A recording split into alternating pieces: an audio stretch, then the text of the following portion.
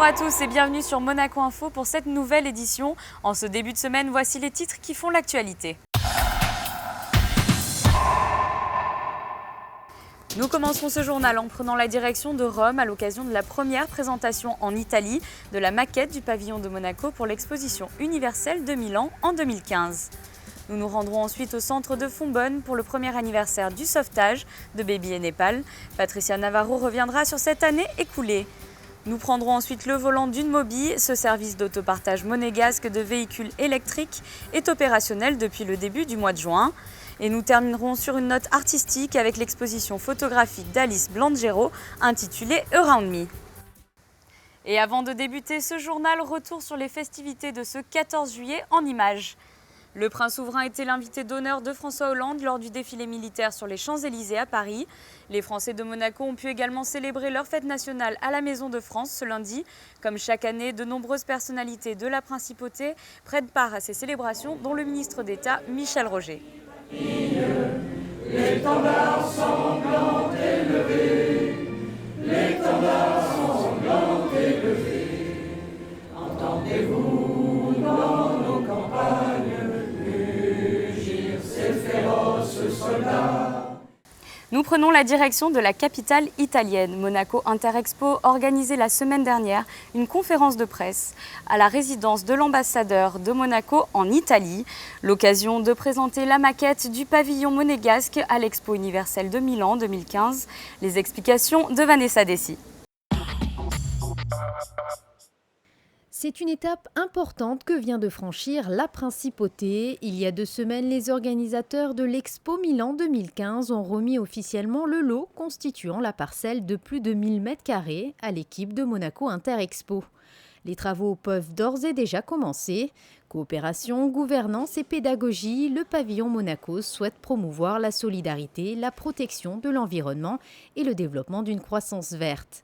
Par son architecture audacieuse, la principauté sera donc représentée sous une autre facette. Nous devons défendre un thème, le décliner, le disserter. Et le thème de l'Expo Milan était nourrir la planète. Ce n'était pas le plus simple à aborder, du moins pas frontalement. Donc nous avons souhaité montrer les différentes actions, les différentes propositions que la principauté pouvait faire pour cette question. C'était la démarche initiée au début du projet, puisque le souverain avait souhaité une présentation, une participation remarquable au regard des liens historiques entre l'Italie et Monaco. Et puis c'était aussi la première expo universelle depuis très longtemps à quelques heures de la principauté. Donc nous avons voulu marquer le coup et montrer un autre visage de la principauté. Le pavillon Monaco sera donc conçu autour de symboles forts et constitué de plusieurs stations muséo-scénographiques interactives. Dans un parcours libre, le visiteur pourra de plus s'informer sur divers sujets. Monaco sera présent avec un concept tout à fait original, un pavillon composé de conteneurs, parce que les conteneurs sont un élément indispensable pour l'alimentation dans le monde et l'alimentation des pays les plus pauvres. Un concept également qui rappelle une toile de tente parce que souvent dans les pays les plus défavorisés, il y a nécessité de se protéger, il y a nécessité d'organiser l'habitat le mieux possible et le toit de ce qui sera la couverture du pavillon sera végétalisé pour rappeler également la préoccupation environnementale qui est celle de la politique monégasque. Outre les dessins et les plans, le pavillon Monaco est actuellement représenté par une maquette. Elle permet de visualiser le projet et de dévoiler le concept au public. La maquette a été réalisée par une jeune scénographe âgée d'à peine 25 ans. Tina Aloncle, récemment diplômée de l'École supérieure d'art plastique de Monaco, a procédé avec une technique de travail particulière. Ma technique, c'est vraiment le bricolage. Et j'ai des images, il faut que je les transforme en volume et je trouve les solutions pour. Là, j'ai acheté beaucoup de baguettes de bois, de trouver des substituts miniatures aux éléments. Donc j'ai acheté des baguettes de bois pour faire des piliers, j'ai récupéré des caissettes de légumes pour faire des éléments en bois aussi parce que la texture ça s'y prêtait mieux que des choses déjà toutes prêtes. Vraiment de l'ordre du bricolage. Je fais du moulage, de la peinture, du flocage, tout. Prochaine étape pour l'équipe de Monaco Interexpo, la visite du souverain. Le prince Albert II se rendra à Milan en septembre prochain pour y découvrir l'avancée des travaux. Il y a un an, la princesse Stéphanie sauvait d'une mort certaine les 2 éléphantes, Baby et Népal. Condamnée pour suspicion de tuberculose, la princesse avait réussi à obtenir leur transfert de Lyon jusqu'au centre de Fontbonne sur les hauteurs de la Principauté. Aujourd'hui, les éléphantes sont bien acclimatées à la Côte d'Azur et coulent des jours paisibles. Retour un an après sur cette belle épopée avec Patricia Navarro. Chaque jour, dès 7h et jusqu'en toute fin de journée, la princesse Stéphanie est aux côtés de Baby et Népal. Depuis un an, elle ne les a presque jamais quittés. Et depuis ce 12 juillet 2013, les 2 éléphantes ont bien changé. Leur apparence physique montre combien elles sont épanouies aujourd'hui. Des poils ont poussé sur leur dos, leur prise de poids se chiffre en centaines de kilos et elles ont retrouvé cette belle complicité avec les hommes. Véritablement abandonnées dans un hangar délabré du parc de la Tête d'Or à Lyon, elles sont aujourd'hui au cœur de toutes les attentions.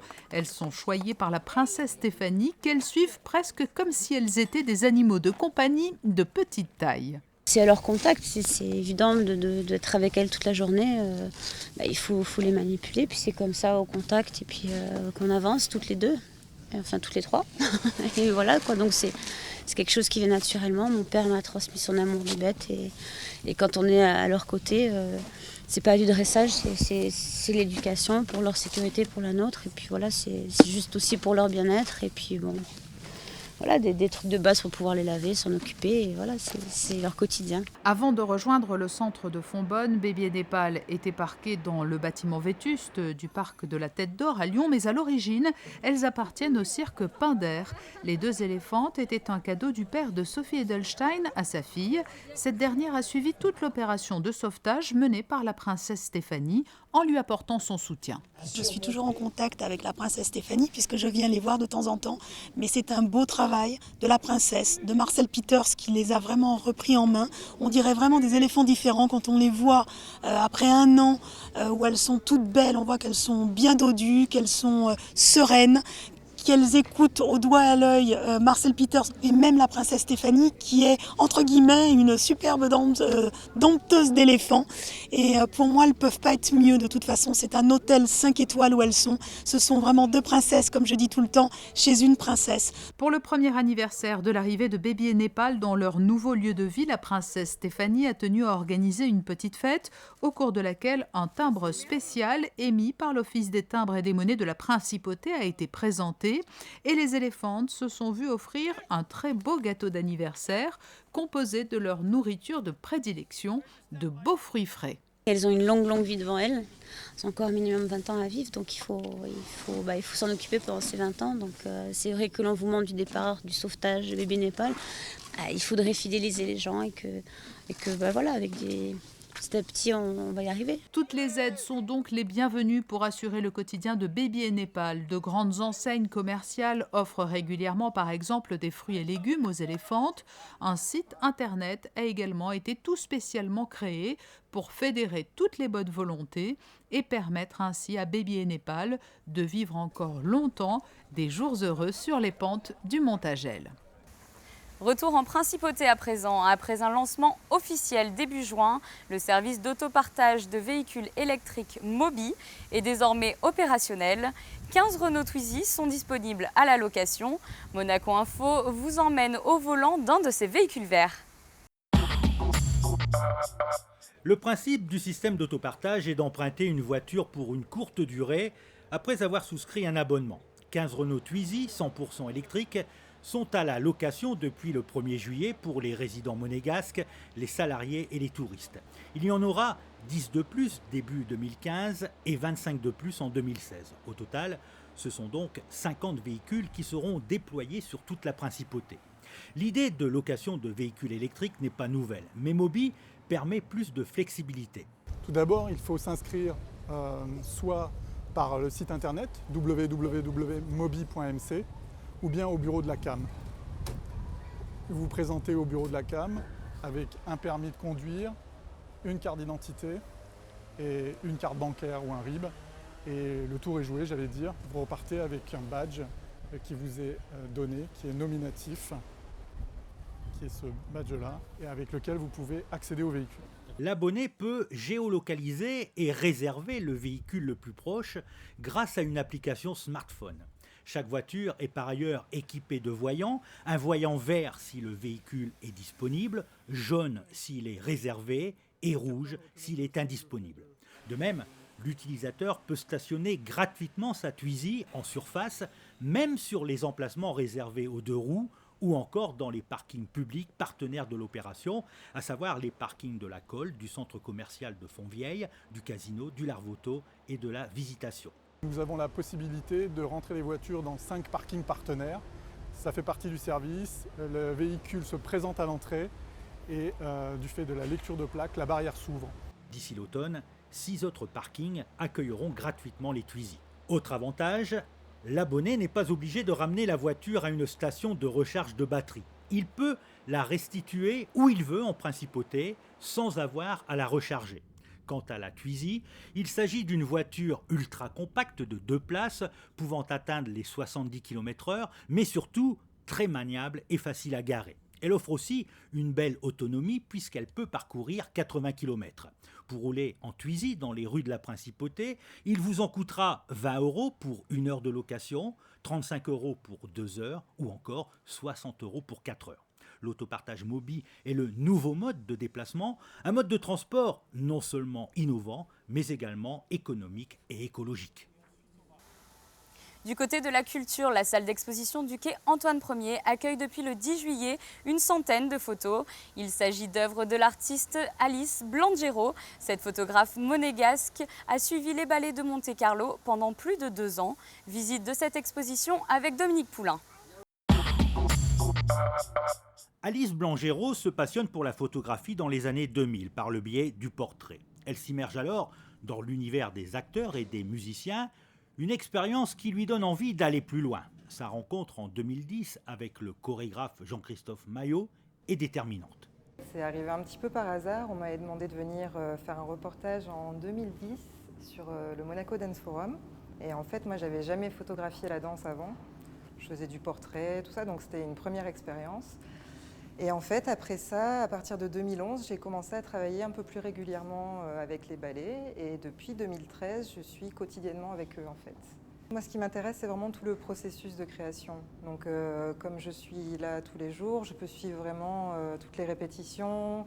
En spectacle, je suis souvent dans les coulisses. Donc, je suis un témoin un peu privilégié de ce que les gens ne peuvent pas voir, en fait. Et c'est ça aussi que j'essaye de montrer dans mon travail. C'est peut-être des moments qui sont tellement fugaces que personne ne va les voir en regardant un spectacle. Et moi, je vais essayer d'immortaliser ce moment-là, en fait. L'exposition présentée par la Direction des affaires culturelles de Monaco rassemble une centaine de photographies. On a ici à la fois le concentré de la culture, puisque nous avons les ballets de Monte-Carlo qui sont à Monaco depuis 30 ans, et Jean-Christophe Maillot qui dirige ces ballets depuis plus de 20 ans maintenant et qu'on a eu envie de célébrer. Et puis le travail d'une artiste, enfant du pays, qui travaille avec les ballets de Monte-Carlo depuis 3 ans, à l'intérieur des ballets. Et on peut voir, on peut proposer au public cette vision aérienne, cette vision intérieure du travail des ballets qui décompose quelque part chacun des aspects de cet art et surtout qui nous permet d'entrer dans l'intimité d'un travail en train de se faire. À travers ses œuvres, Alice explore donc le thème du portrait, le reflet d'une personnalité ou l'image d'une identité. Les visages sont figés, intenses, voire penseurs. J'ai voulu me rapprocher à quelque chose d'assez intime. J'ai voulu mettre le danseur en avant et ne pas me focaliser uniquement sur le mouvement, en fait.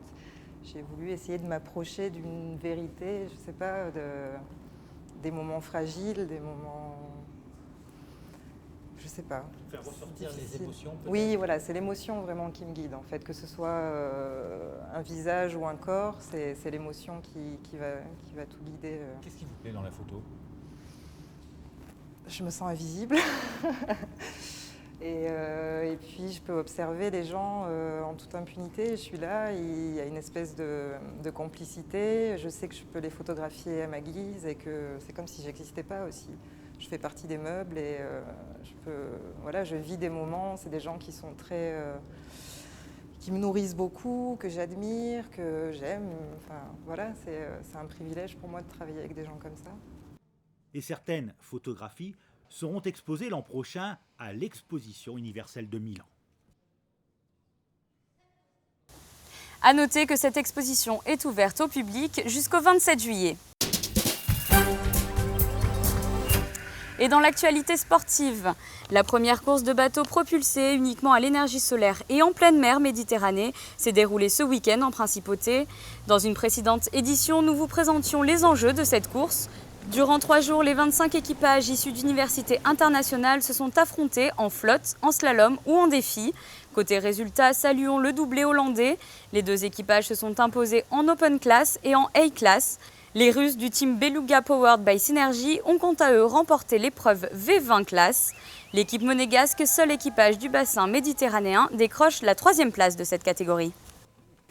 Avant de refermer ce journal, je vous propose un aperçu de la météo pour ces prochains jours et le soleil sera de retour.